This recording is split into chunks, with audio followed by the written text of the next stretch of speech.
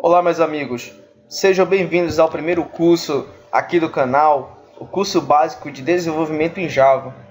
E ao longo dele eu estarei ajudando aí nessa caminhada para quem quer aprender a programar Java e também possa entender com facilidade essa poderosa ferramenta de desenvolvimento, né? Claro. Só peço que ao final do curso e do vídeo, se vocês gostarem, dê uma curtida e me ajude como forma de incentivo mesmo para continuar produzindo mais videoaulas para vocês aí, tudo bem? Deixa eu me apresentar aqui. Tá escrito aí, meu nome é Paulo Esques de Almeida, eu sou bacharelando em Sistema de Informação pela UFPA. Eu já tenho um tempo já com o programa em Java e atualmente estou trabalhando em alguns projetos com Android. Então, no que eu puder, eu vou estar ajudando vocês e sanando dúvida. Qualquer dúvida mesmo, vocês podem me procurar aí nos contatos que estão no final da videoaula, que eu vou estar procurando ajudar vocês. Tudo bem? Vamos lá então. Vou falar um pouquinho mais nessa primeira aula aqui sobre a introdução de Java. Então, eu peço àqueles que já sabem já sabem, na verdade, a história e os conceitos básicos de Java, eu peço que vocês pulem para a próxima aula, porque realmente essa aula aqui é bem introdutória, não vai ter programação nenhuma nesse primeiro momento. Mas se você quiser também aprender e conhecer um pouco mais, eu espero que você assista o vídeo para agregar mais conhecimento para você. Pois é, o Java ele foi desenvolvido em meados dos anos 90 na Sun Microsystem. A proposta inicial do Java era que ele rodasse simplesmente em eletroeletrônico e eletrodomésticos. Era uma proposta bem simples. Como que ele rodaria em diferentes equipamentos? Ele estaria embutido. Mas essa forma dele estar embutido é o que puxa para o tópico abaixo. Mas antes de falar sobre o que é uma Java Virtual Machine, eu queria dizer para vocês que Java ele é uma linguagem poderosa. Mas o que faz dele ser poderoso, na verdade, é exatamente o fato de que é uma linguagem, é um código que pode ser rodado em qualquer sistema operacional, independente da sua arquitetura. Como assim? Antigamente, quando se usava muito C, e C era a linguagem principal de programação, C era escrito normalmente em qualquer plataforma de desenvolvimento, em qualquer IDE, e era compilado em cima daquele sistema operacional. Java traz uma proposta diferente. Java trabalha da seguinte maneira: você vai escrever o seu programa, o seu código, você vai compilá-lo, mas você nunca vai rodar diretamente no sistema operacional. Então, aí é que entra a maior sacada, a Java Virtual Machine, JVM. O que seria? Todos aqui, eu acho que já conhecem, na verdade, um pouco de máquinas virtuais, como, por exemplo, a Oracle trabalha com VirtualBox. O que seria? Você criar, é uma aplicação que permite que você crie máquinas virtuais dentro da sua própria máquina, e que você execute de uma forma que realmente simule muito bem um computador dentro de outro computador. Essa ideia é o que deu, na verdade, suporte para que Java pudesse ter alguma vantagem no mercado, na questão das linguagens de programação. Por quê? Porque se você desenvolve um código em que você só vai precisar escrever uma vez, é muito vantajoso. Além do que, esse código vai poder rodar da mesma maneira em qualquer plataforma. Se você escreveu em Linux, você vai poder rodar no Windows. Se você escreveu no Mac, você vai poder rodar no Linux. Se você escreveu no Windows, você vai poder rodar no Mac. Enfim, a única coisa que importa é que você escreva uma vez. Mas como assim? A Java Virtual Machine, ela fica exatamente entre o sistema operacional e a plataforma de desenvolvimento, que seria a sua IDE. Como? Quando você escreve um código, você compila, ele não vai compilar diretamente no sistema operacional.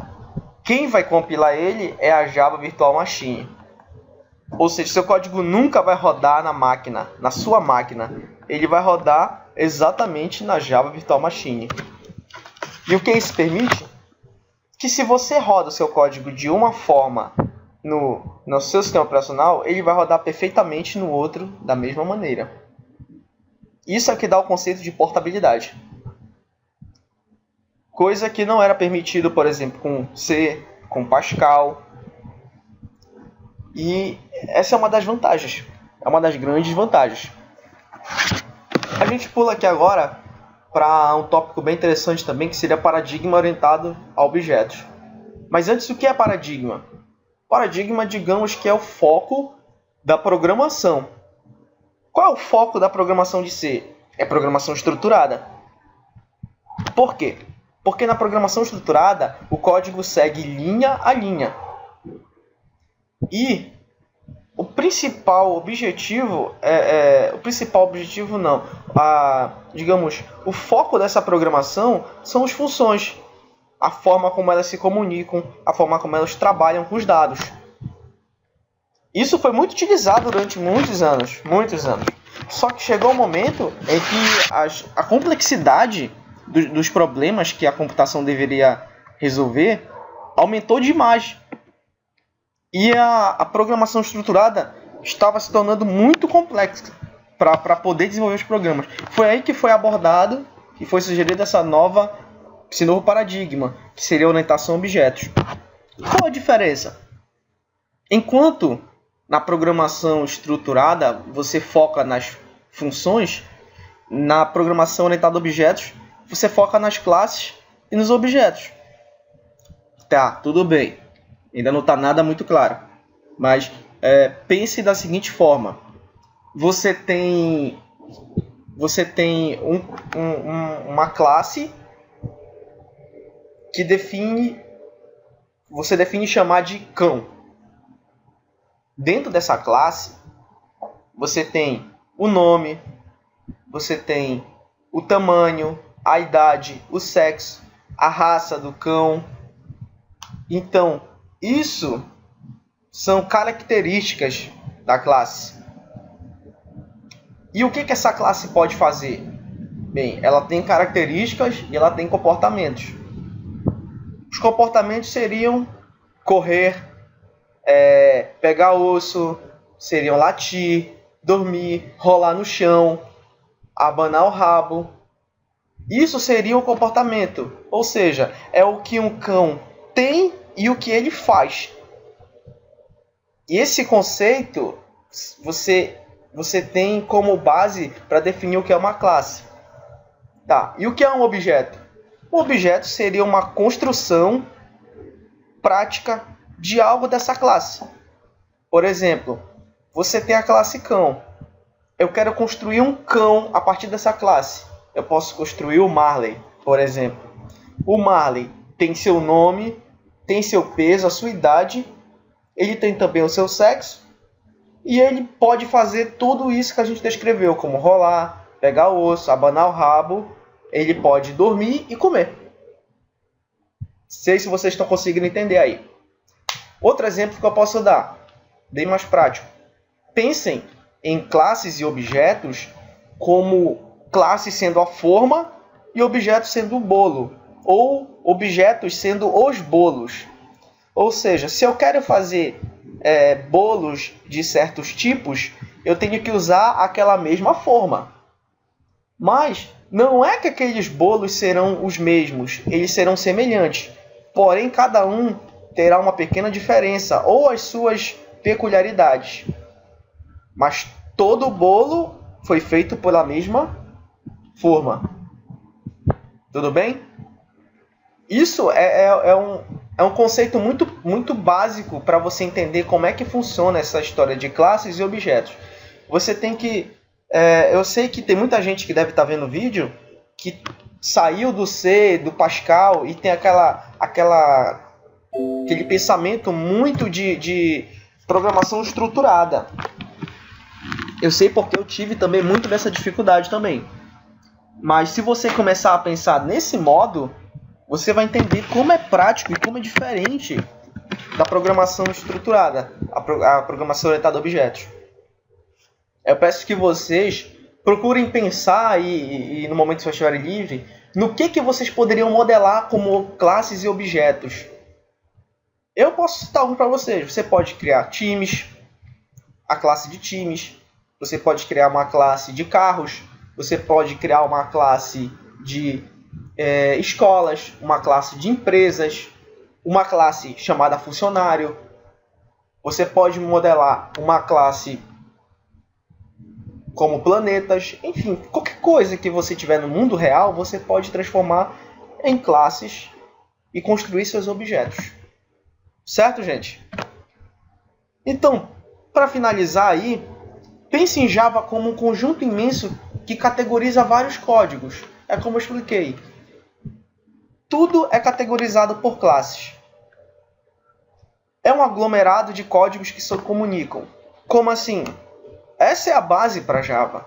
Os objetos eles não simplesmente são construídos. Você pode fazer a comunicação entre esses objetos. Como? Digamos que eu tenha uma classe chamada carro. Futuramente eu vou estar fazendo esse exemplo para vocês. Pense nesse exemplo da classe carro.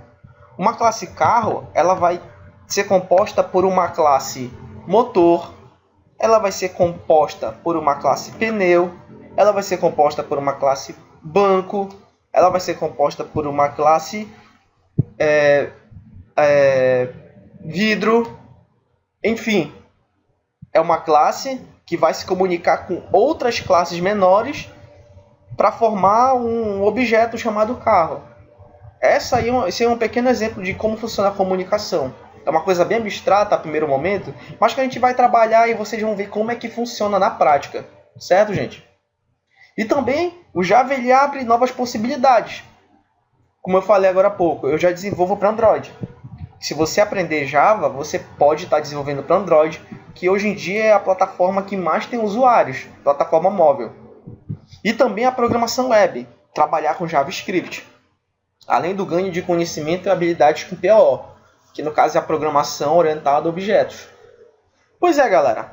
Essa é a primeira aula introdutória. Eu espero que tenha dado para vocês entender alguma coisa. Desculpe se eu tive algum erro aí durante a explicação.